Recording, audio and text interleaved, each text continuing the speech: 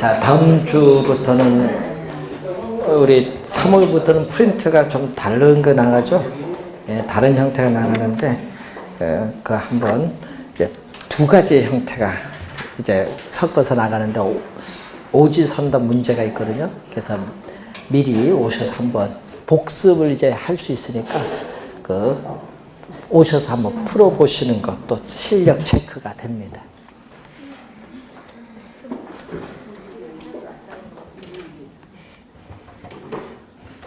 자, 지역 분석, 개별 분석을 보면은, 자, 우리 감정 평가의 대상이 된 부동산, 줄여서 대상 부동산이라고 합니다. 자, 여러분, 이 대상 부동산이라는 것을 앞에 감정 평가를 붙여서 생각하시면 돼. 감정 평가의 대상이 된 부동산을 줄여서 대상 부동산. 이 대상 부동산이 속해 있는 이 지역을 인근 지역이라고 하는데, 자, 여러분이 우리 대상 부동산이 속한 지역이 주거 지역일 수도 있고 상업 지역일 수도 있고 공업 지역일 수도 있어요. 그럼 이 지역의 특성을 또 파악을 해야 돼요. 그럼 지역의 특성이라는 것은 어떤 지역이 다른 지역과 구별이 되는 특징이 뭐냐? 자, 여러분, 지역의 특성은 어떤 지역이 다른 지역과 구별이 되는 특징을 얘기하는데, 이걸 먼저 파악을 해야 돼요. 그래서 지역 분석 그리고 개별 분석이 지금 나타나고 있는데, 자, 여러분 거기에 교재를 보시면은 거기에 뭐가 나와 있죠? 대상 부동산, 여기서 한 네 번째 보시면은 대상 부동산이 어떤 지역에 속하는가? 이것은 뭐죠? 아까 주거 지역에 속하느냐? 상업 지역에 속하느냐, 공업 지역에 속하느냐, 뭐를 파악한다? 용도성을 파악을 해요. 또 그 지역의 특성은 무엇인가? 예? 그럼 주거지역이면 이 주거지역이 다른 지역과 구별이 되는 특징이 있죠? 이 지역의 특성은 무엇인가?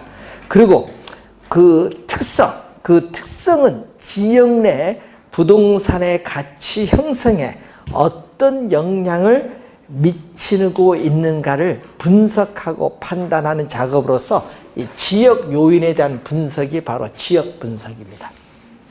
자, 이 지역 특성을 파악을 하고요. 그 지역 내 부동산들이 많아요. 지역 내 부동산들의 일반적이고 평균적인 이용 방법을 우리는 전문 용어로 표준적인 사용이라고 해요. 전문 용어로 뭐라고? 표준적 사용. 일반적이고 평균적인 이용 방법인데, 이 표준적 사용의 형상과 장래의 동향을 명백히 하는 거죠. 명백히 하는 거. 그래서 여러분 340페이지에 중간에 보면 3번, 괄호 3번에 표준적 사용의 개념이 나와 있어요. 대상 부동산이 속한 지역인 인근 지역에 속하는 개별 부동산의 최유효용의 집약적이고 평균적인 사용 방법을 뭐라고 하죠? 최유효용이고, 또 밑에 가격 수준 용어 나오죠. 개개의 부동산 가격이 아니라 지역 내 부동산들의 가격을 평균한 값, 평균 가격이에요.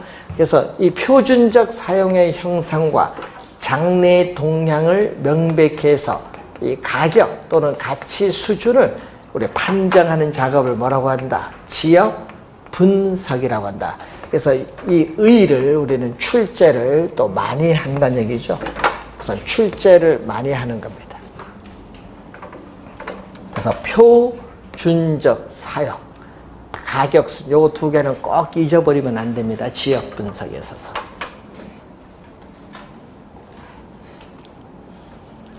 자, 성립 근거는 당연히, 여러분 왜 지역 분석하느냐? 여러분 우리 토지 특성에서 배우셨는데, 뭐 때문에? 부동성. 토지는 위치가 고정되어 이동할 수 없기 때문에 이 부동산 가치에 전반적인 영향을 미치는 지역 요인에 대한 분석이 필요하잖아요. 그래서 이 부동성, 또 토지들이, 위치가 고정된 토지들이 모여서 하나의 지역을 형성하기 때문에 이 지역성에 근거를 합니다.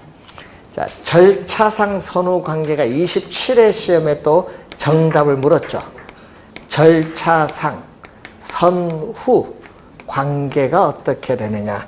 예? 이런 것을 또 시험 문제에 또 출제를 하는데 무슨 분석? 선행. 여러분이 이 지역 특성을 먼저 파악하죠. 이 지역 특성의 제약하에 이 개별 요인에 대한 분석이 이루어지기 때문에 선행 분석이고 요건 후에. 여러분 이 지문이 27회 정답입니다. 요거 바꿔서 출제했어요. 지역 분석이 먼저.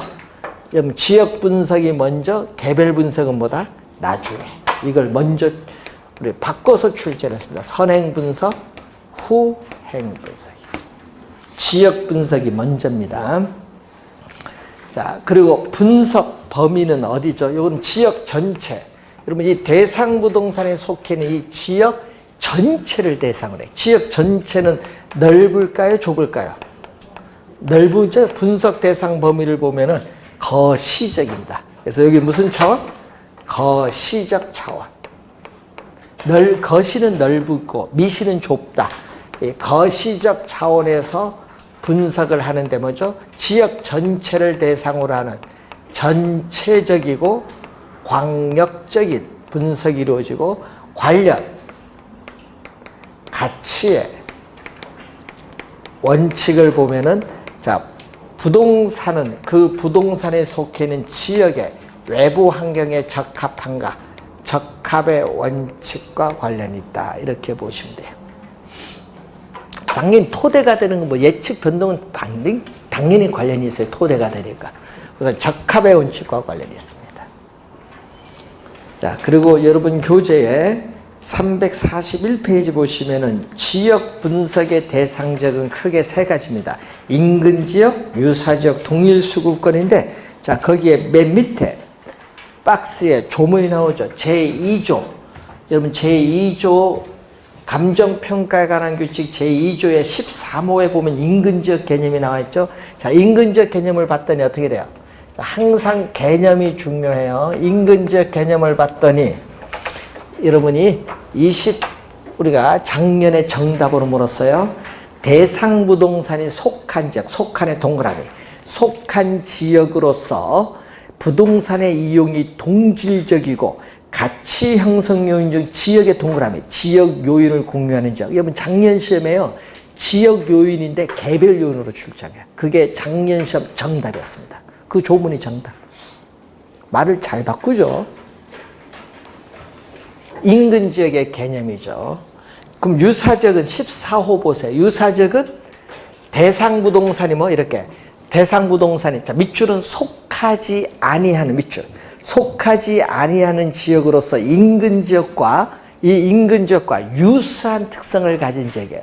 여러분 인근 지역이 주거 지역이면 이 유사 지역도 무슨 지역? 주거 지역.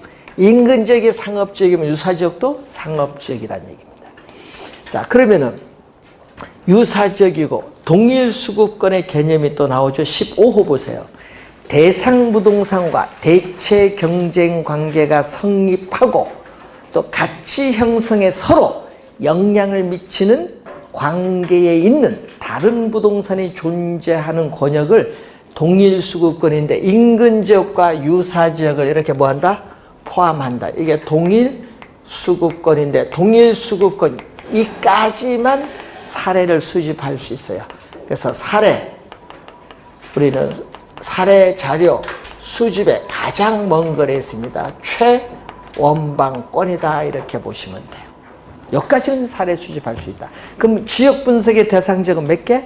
인근 지역, 유사 지역, 동일 수급권까지 분석합니다. 자, 그러면은 여러분 교재 342페이지에 인근 지역의 개념이 나오는데 그 1번 지문 개념의 맨 끝에 보시면은 직접이 포인트죠. 이렇게 어떻게 돼? 대상 부동산의 가치 형성에 뭐다? 직접적으로 영향을 미치는 지역. 직접입니다. 간접이 아니라는 걸 항상 주의해 두셔야 되겠죠. 자, 그리고 거기에 어떻게 돼? 용도적 뭐가 있다? 공통성, 기능적 동질성이 있어서 상호 대체 경쟁 관계는 부동산이 존재하는 지역이 바로 인근 지역입니다. 용도적 공통성, 기능적 동질성입니다. 자, 그리고 인근 지역의 특징을 보면은 거기에 5번에 보세요. 인근 지역의 지역 요인은 어떻게 돼요? 이 발전, 인근적은 성장, 발전하기도 하고 쇠퇴하기도 하는데 그 과정에서 끊임없이 변화를 해요. 부단한 변화의 과정에 있습니다. 인근적은 농촌 도시와 같은 지역 사회보다 우리는 작은 지역을 말합니다. 작은 지역. 자, 인근 지역에 우리가 경계를 보는데, 자, 여러분 인근 지역은요, 우리 뭐 산이나 강 같은 자연적 경계를 가지고 할 수도 있고, 또는 종교나 언어 또는 인종 가지고 또 경계를 삼을 수도 있습니다. 자, 그런데 그것을 항상 염두에 좀 두시고, 거기 343페이지에 경계 설정 시의 유의사항이 있습니다. 인근 지역의 범위가 너무 확대가 되면은요, 사례 자료 수집은 쉬운데 용도적 동질성이 떨어져요. 그래서 가격 수준이 신뢰도가 낮아요. 그래서 이때는 가격 수준의 신뢰도가 낮고, 인근 지역의 범위가 너무 좁게 설정하면은 용도적 동질성은 높은데 어떻게 돼요? 사례자료 수집이 곤란하다는 또 그러한 문제점이 있습니다. 그 뒤에 보면 인근 지역의 범위는 국토의 계획 및 이용에 관한 법령상의 용도 지역과 항상 반드시 일치하는 것은 아니라는 것. 자, 인근 지역의 변화, 생애 주기가 나오죠. 자, 여러분 인근 지역의 생애 주기를 보면은 이렇게 가죠. 우리는 인근 지역의 생애 주기는 약 100년입니다. 자, 생애 주기는 약 100년의 주기를 가지고 있다. 그래서 대상 부동산이 속한 지역이 성장과 쇠퇴의 과정을 뭘로 구분한다? 생태학적인 국면이에요. 생태학적인 국면에서 파악을 해서 5단계 국면이 나타나는데, 각 단계의 국면에서 나타나는 공통적인 형상과 특징을 설명하는 이론입니다. 전제 조건 2가지가 있어요. 지역의 동질성이 있어야 되고, 또 지역이 동시적으로 개발한다는 것을 전제로 삼아요. 자, 우선 성장기가 이렇게 갑니다. 지가가 이렇게 올라요. 자, 주기는 약 15년에서 20년의 주기를 가는데, 지역이 처음 개발이 이루어지면서 지가 상승이 활발해요. 그 상승률은 최고가 돼요. 그리고 이 성장기에서는 우리는 개발 사업에 있어서 지가 상승의 3가지, 3단계설이 나타납니다. 개발 사업 어떻게 계획할 때 한번 오르고요. 개발 사업 착수할 때 한번 오르고요. 개발 사업 완공할 때 한번 올라요. 몇 번 오른다? 3번. 그래서 지가 상승의 3단계설이 나타나요. 그리고 성장기에서는 좀 더 유리한 위치를 차지하고자 하는 입지 경쟁이 가장 치열하게 나타나는 국면도 성장기.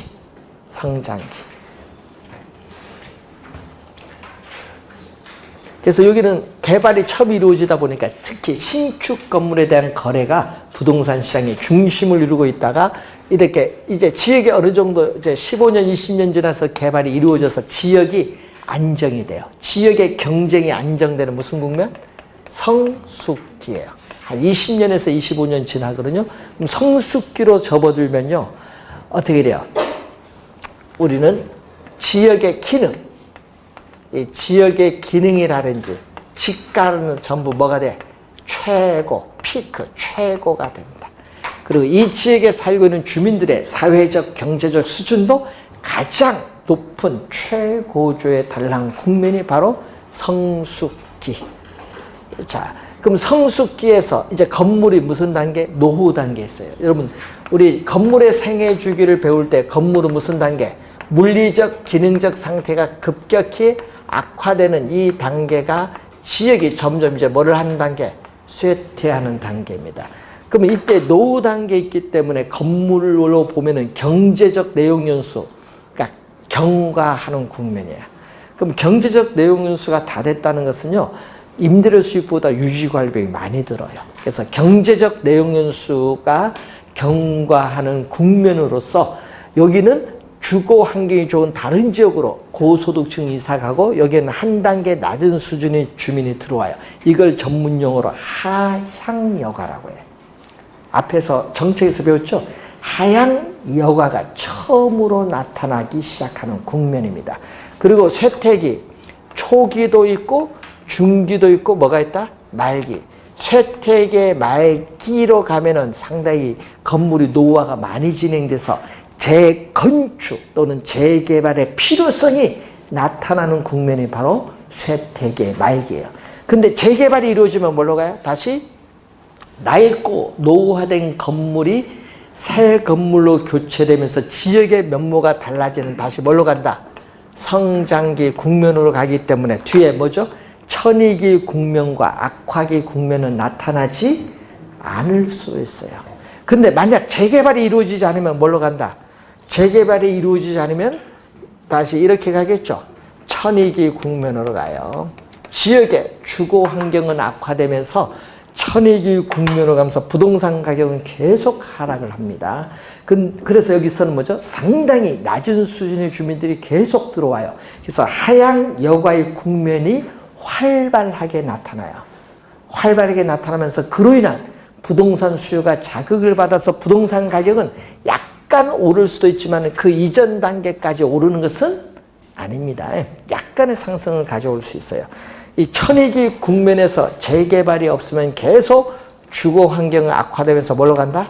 악화기로 가죠. 악화기는 슬럼화 전 단계예요. 슬럼화 전 단계의 국면으로서 건물의 수명이 다 돼서 물리적인 내용 요소가 만료해요. 그러니까 건물의 효용 가치가 없어지니까 철거를 하는 단계입니다.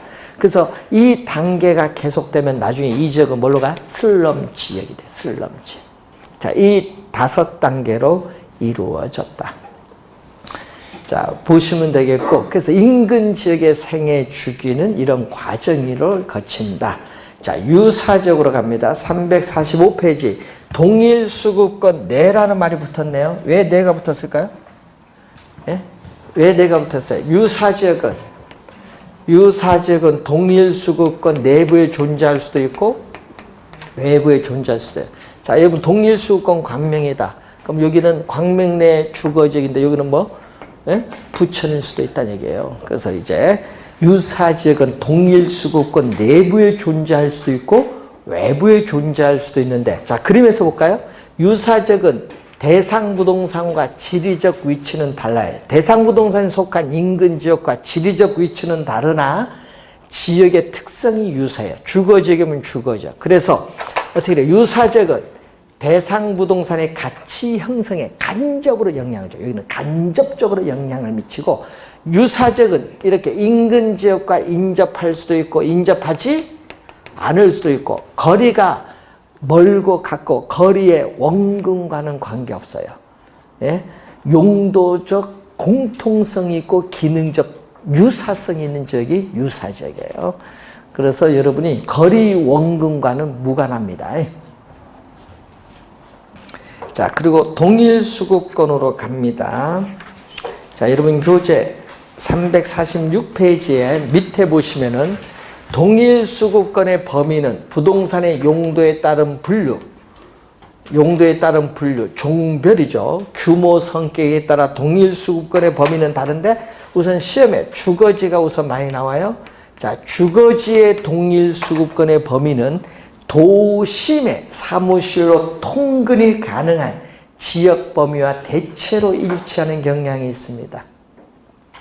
자, 그래서 여러분 지역의 명성도 있고요. 지역의 품위도 있고 지역적 선호도도 있어요. 그것으로 인해서 주거지의 동일 수급권의 범위는 보다 좁아지기도 한다. 자, 예를 들어서 소문난 고급 주택 지역은 대체 지역이 없기 때문에 어떻게 돼요? 주거지의 동일 수급권의 범위는 보다 좁아진다는 거죠. 자, 상업지는 고객이 존재하는 지역인 배후지죠. 이 배후지로부터 동일한 상업 수익을 얻을 수 있는, 우리는 대체할 수 있는 지역 범위와 일치하는 경향이 있어요. 자, 여러분이 백화점 같은 고도 상업지는 고객이 원거리에서도 자주 옵니다. 그런데 편의점 같은 보통 상업지는 가까운 거리에서 찾아옵니다. 그럼 어디가 범위가 넓죠? 고도 상업지. 그래서 고도 상업지의 동일 수급권의 범위는 보통 상업지보다 보다 넓은 지역을 기반으로 삼습니다. 공업지는 우리 제품의 생산을 해야 되니까 이 생산 면에서의 우리는 효율성, 비용 면에서의 경제성에 관한 대체할 수 있는 지역 범위와 일치하는 경향인데 이 제품의 생산 판매에 있어서 원료 지향형 입지 산업이냐 소비지 시장 지향형 입지 산업에 따라 달라지는데 최근에는 우리 도로, 철도, 항만 등의 수송 수단의 발달로 인해서 공업지의 동일 수급권의 범위는 전국적인 경우가 되는 경우가 많습니다. 자, 시험에는 또 후보지 이행지를 많이 내요. 자, 후보지는 용도에 토지 용어 배우실 때 용도에 뭐죠? 전환. 이행지는 용도의 이행이죠. 그래서 전환 이행 후. 자, 전환 이행 후에 용도 지역과 대체로 일치하는 경향이 있는데 그럼 시험 문제는 이것보다는 요걸 많이 내겠죠. 성숙도가 뭐한 경우? 낮은 경우. 자, 성숙도가 낮은 경우. 성숙도가 낮다는 것은요, 바로 즉시 건축할 수가 없어요. 뭐 논밭 임야 지금 공사 중에 있는 거예요, 택지로. 아직 건축 바로 못하니까 이때는 뭐다? 성숙도가 낮은 경우에는 전환, 이행, 뭐다? 전. 낮을 때는 전. 용도적 지역과 일치하는 경우가 있다. 후보지 이행지에서 좀 주의 좀 해두시고 347페이지 개별 분석가죠. 자, 개별 분석은 대상 부동산에 뭐를 분석하냐? 그럼 지역 요인에 대한 분석이 지역 분석이라면 여기는 뭐를 분석? 개별 요인을 분석. 자, 개별 요인을 분석을 해서 대상 부동산에 뭐를 최고, 최선의 이용, 최유효 이용을 판정을 해요. 최유효 이용을 판정을 함으로써 구체적으로 뭐를 구하냐? 가격을 구하죠. 자, 분명 시험에 나오면은 비교를 해야 되는데 표준적 사용 가격 수준이 나오면 지역 분석이고 최유효 이용 가격이 나오면 무슨 분석? 개별 분석. 그리고 지역 특성에 제약하에 개별 요인 분석이 이루어지니까 지역 분석이 선행 분석이라면 개별 분석은 후행 분석이고 또 최유효 이용은 이 최유효 이용은 표준적 사용을 지표로 해서 결정되는 피결정성을 가지고 있다는 그런 관계가 있습니다. 그래서 349페이지 보시면 최유효 이용과 표준적 사용의 관계가 나타나고 있습니다.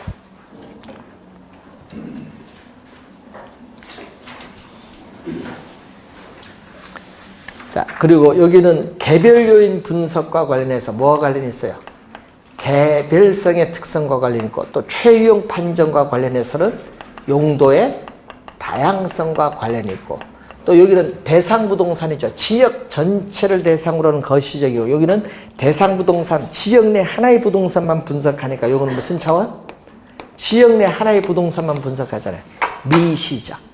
미시적 차원인데 전체에 대해서 뭐죠? 이 전체에 대해서 부분 분석, 또 광역적에 대해서 국지적 분석이고, 이건 부동산 하나죠. 그래서 대상 부동산의 내부 구성 요소 간의 결합에 있어서 균형을 이루는 균형의 원칙과 관련이 있다. 그럼 시험 문제 내면요, 시험 문제 내면 요 세 가지인데, 보통요, 요 세 개에서 지문을 뽑고 또 여기서 뭐다? 지문, 개념이죠. 개념이나 동일수급권 범위 이런 데서 지문을 또 뽑아서 하나의 문제를 구성하는데 27회 시험에 출제했거든요. 그래서 올해 좀 우리가 확인을 좀 또 해두셔야 되겠습니다. 지역 분석, 개별 분석 올해는 좀 중요합니다.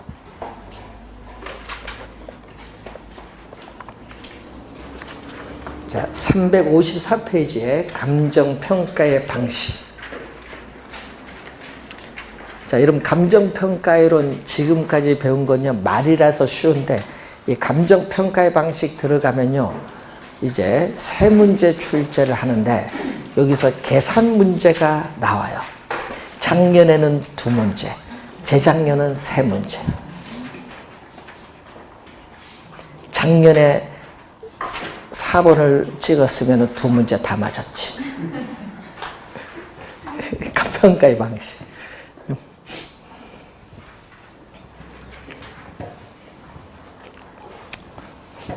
요즘 출제위원들이요, 이제 문제를 이제 하면요, 번호 이제 있잖아요. 이제 계산 문제가 보통 3년 전엔 11문제, 작년에 9문제, 재작년 9문제, 9문제 중에 쉬운 거 한두 개 있고, 나머지는 다 어려워요. 풀 수 있어도 여러분 시간 안배 때문에 맨 마지막에 풀어야 돼. 그래서 여러분 나중에 계산 문제는 제일 맨 마지막. 개론 30분 풀고 민법 60분 풀면 90분. 90분이야. 답 풀면서 답 옮겨야 돼요. 나중에 밀렸어서 나중에 답지 안 바꿔줍니다. 그러니까 어떤 분은요, 모의고사 칠 때부터 연습 안 하니까 막 어떻게 답지 못 옮겨서 막 울어. 뺏기잖아요. 바로 뺏어가 버리는데, 아, 다 못 옮겼다. 왜 누가 옮기지 말라 했어요? 푸는 게 잘못됐지. 풀면서 옮겨야지, 풀면서. 그래야 뭐다? 안 밀리고 여유가 있지. 예? 그래서 나중에 찍을 때도 확실히 찍을 수 있고. 나중에 옮기면 찍지를 못해. 그래서 개론 30분, 민법 60분이야. 민법을 60분 주는 이유가 민법이 어려워요. 뭐 쉬운 게 아니에요. 여러분 작년 보세요. 민법 주면 쉬운 것도 아닌데 여러분 무슨 얘기냐. 문제가 이렇게 주어지잖아요. 1, 2, 3, 4, 5번이 주어지잖아요. 그러면 1번, 2번. 여러분 요거 최근에 2, 3년 출제를 했다. 바로 거기서 출제 거기 선정하면서 지문 없애버려요. 없애죠? 그럼 거기서 선정위원이 다시 새 지문 들어가요. 그러니까 안 보던 지문들이 수룩하니까 모르지. 판단을 해야 되는데 시간은 가는데. 그러니까 민법 시간을 좀 넓게 잡아야 돼. 그래야 고득점 가지. 그래서 민법 60분, 90분이잖아요. 10분 남았잖아요. 10분 남으니까 이제 여유 있게 이제 계산 문제 9문제 찍어야지. 그 중에 쉬운 거 한두 문제 있으니까 풀고 나머지는 찍어야지. 찍는 건 1분도 안 걸려. 그러니까 여유 있게 푸셔야 돼요. 그러니까 여러분 너무 계산 문제 신경 쓰지 말라는 얘기예요. 여러분 작년 시험에도요. 여러분 계산 문제 한 7문제는 여러분 1분 넘어가요. 여러분 수준으로 시간 풀면은 속도가. 저희 같으면 2, 30초에 풀지만 여러분 좀 시간 걸려요. 그렇기 때문에 계산 문제 너무 신경 쓰지 마시고 지금은 나중에 모의고사 가서 9월 넘어가서 풀면서 계산 문제를 어떻게 풀이하는 게 빠른가 그건 그때 가서 배우고 하여튼 뭐를 30분에 풀어야 된다. 그러니까 여러분 이론을 공부 잘 해둬야 돼. 이론. 네. 그래서 이번에 2월달 다음 주 수업 끝나면요. 그 중요한 별표 3개짜리 중에서 한번 체크해 보시고 그 중에 40개에서 8개 포기하세요. 그럼 32개 남을 거 아니에요. 32개 갖고 그것만 열심히 공부하시면 돼. 8개는 안 풀기로 작정했어요, 여러분이. 근데 안 푼다고 작정해놓고 공부하는 심보는 뭔지 모르겠어. 포기한 거지. 민법도 8개 포기, 개론도 8개 포기. 80점 만점이에요. 포기를 빨리 해야 돼. 그러면은 그건 공부 안 해도 돼요. 그건 하지 말고 쉬운 것에서 점수를 따면 돼요. 그거부터 하면은 빨리 합격합니다. 포기가 빠를수록 합격은 가까이 온다. 포기가 늦을수록 합격도 늦어져. 왜? 포기 늦으면요, 여러분 2차 공부가 내로상이 많아요. 그래서 하여튼 3월 초에 빨리빨리 정하십시오. 나중에. 작년에도 강의할 때 그 얘기하는데 꼭 보면은 포기를 안 하시더라고요. 나중에 9월 가서 후회합니다. 그들은 뭐 2차 공부 어떻고. 그래서 여러분이 2차 공부를 하려면 포기를 빨리빨리 하세요.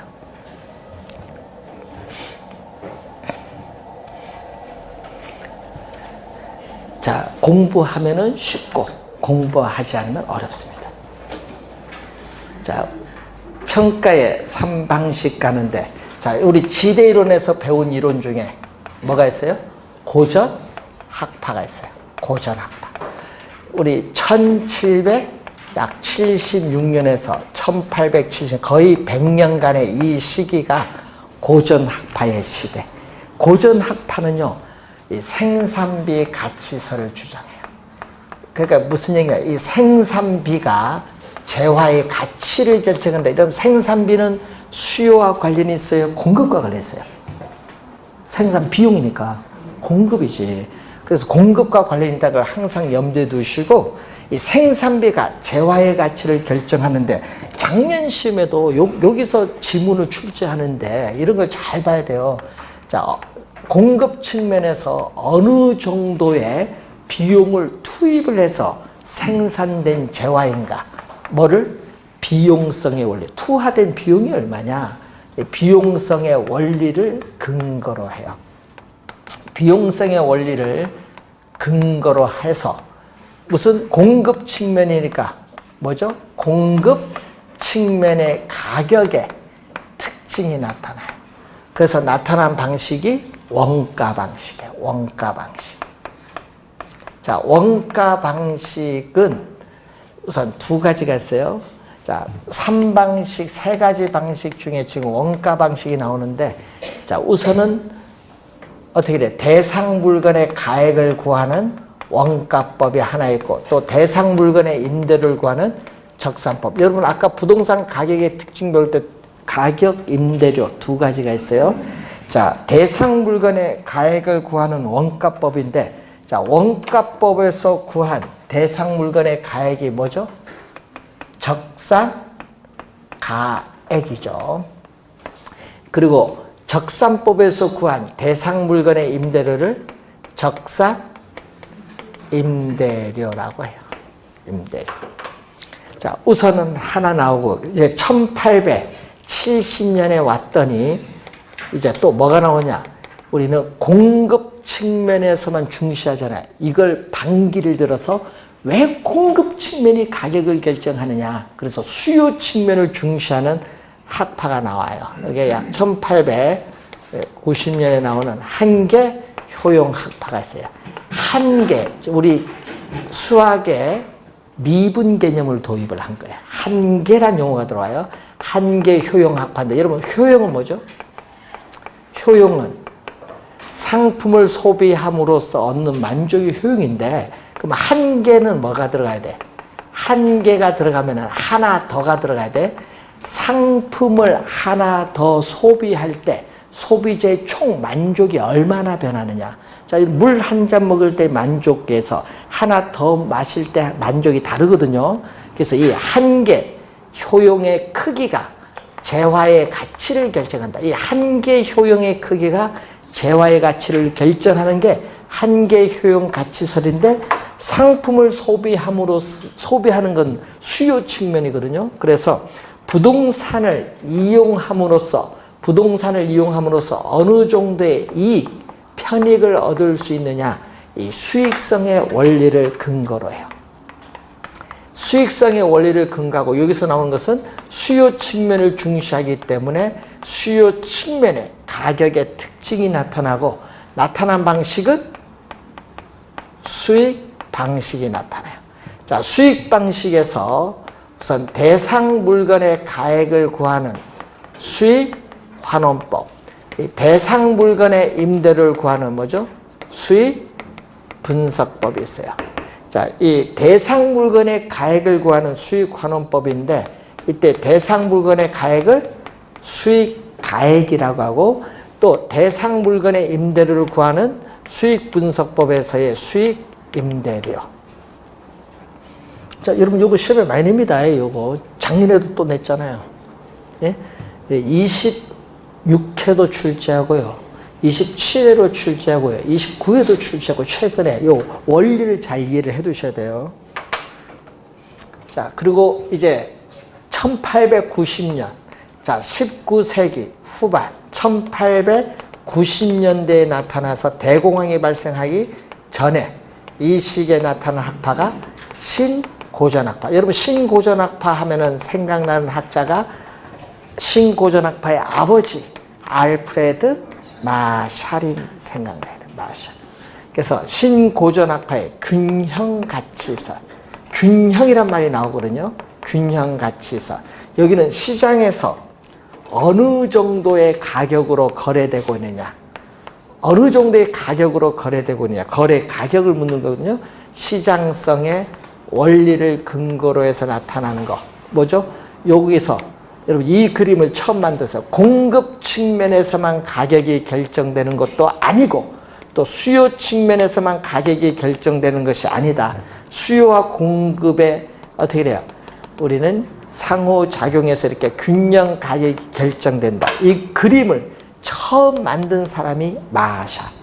이 그림 처음 만든 사람이 마샬이에요. 균형 가격, 수요 공급의 균형 가격의 특징을 가지면서 나타난 방식이 비교 방식인데, 비교 방식에서 거래, 사례, 비교법, 그리고 임대료를 구하는 임대, 사례, 비교법인데 여기다가 하나가 우리가 도입이 됐어요. 뭐가 도입되냐 하면 토지. 자, 토지를 감정평가할 때에 감정평가업자는 뭐를 적용한다? 공시지가 기준법. 작년 시험에 공시지가 기준법인데 시험에는 공시지가 비교법으로 출제했어. 또 틀리신 분 많았어요. 공시지가 기준법.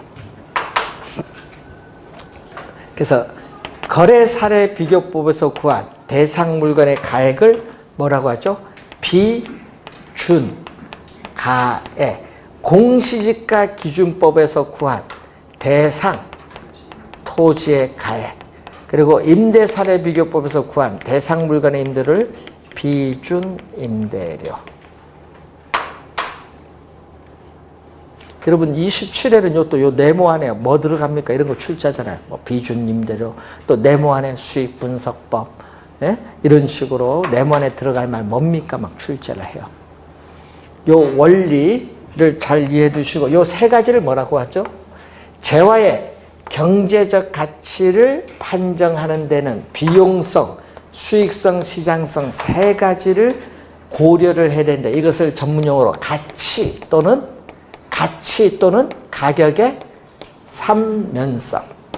근데 이 가격의 삼면성 또는 가치의 삼면성은 감정평가의 3방식, 원가 방식, 수익 방식, 비교 방식에 뭐가 돼요? 성립 근거를 한다. 요 3방식의 성립 근거고 방법은 몇 가지? 방법 몇 개? 7개, 7방법이 나타나죠.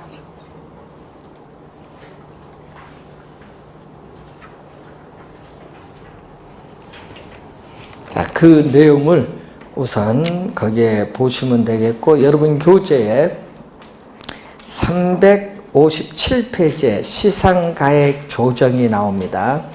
자, 여러분 거기 시상가액이라는 또 개념이 나오죠. 자, 시상가액이라는 개념이 나와요. 자, 감정평가에 이 3방식을 적용함으로써 구한 개개의 가액인 적상가액, 수익가액, 비중가액을 뭐라고 한다? 시상가액이에요. 그럼 이 시상가액은 최종적인 감정평가 가액이 아니에요. 최종적인 감정평가 가액을 구하기 위한 중간 과정이야. 중간 과정으로서의 가액이 시상가액입니다. 그러니까 중간 과정이니까 뭐를 해야 돼? 시상가액을 뭐 해줘야 돼? 조정을 해줘야 돼. 그럼 이 조정이란 건 뭐냐? 이 시상가액, 이 세 가지, 이 시상가액을 상호 관련시켜 재검토함으로써 이 시상가액의 격차를 축소시켜 나가는 작업이 시상가격의 조정이라고 해요. 자, 그래서 알프레드 마샬은 알프레드 마샬은 완전 경쟁 시장에서는 어떻게 돼? 여러분 완전 경쟁 시장에서는 세 가지 면에서 본 가격, 여러분 시장 가격, 생산 가격, 그리고 수요 가격이 다 같거든요. 이걸 뭐라고? 우리는 3면, 세 가지 면에서 본 가격이 등가 같다. 3면 등가성 이론을 주장을 해요. 완전 경쟁 시장인데. 근데 문제는 부동산 시장은 완전 경쟁 시장이 아니잖아요. 불완전 경쟁 시장이기 때문에 3면 등가성 이론이 성립되지 않아요. 그래서 시장 가액을 조정할 필요가 나타난다. 시장 가액 조정이 그래서 필요하다는 거예요. 그럼 조정하는 방법. 조정하는 방법은 계산 문제가 한번 요걸 출제했었죠. 가중치. 가중치로 조정하는 방법이 있고, 또 하나는 주된 주 방식, 부수 방식을 상호 검토시켜서 비교하는 방법이 있습니다. 자, 그래서 여러분 밑에 조정 방법 보시면요. 6번째 보시면은 시상 가액을 단순히 산술평균, 산술평균은 뭐예요? 요 세 가지 가액을 더해서 3으로 나눠주면 산술평균인데, 산술평균한 것이 아니라 대상 물건의 특성, 용도, 성격이나 평가의 목적, 평가의 조건 등을 검토하여 그 중요에 따라 뭐를 설정한다? 가중치로 설정하고 이를 근거로 가중평균에서 시상가액을 조정한다. 가중치로 조정합니다. 두 번째는 뭐죠? 감정평가사가 가장 정확하다고 생각되는 한 가지 방법으로 가치를 구하고 다른 시상가액으로 검증하는 방법을 얘기하죠. 그러니까 주 방식으로 구하고 부수 방식과 어떻게 검토해서 이제 구하는 방법이 있습니다. 두 가지 방법이 있다. 이렇게 보시면 되겠습니다. 자, 358페이지에 거기에 마샬의 중간에 3면 등가성 이론이 나옵니다.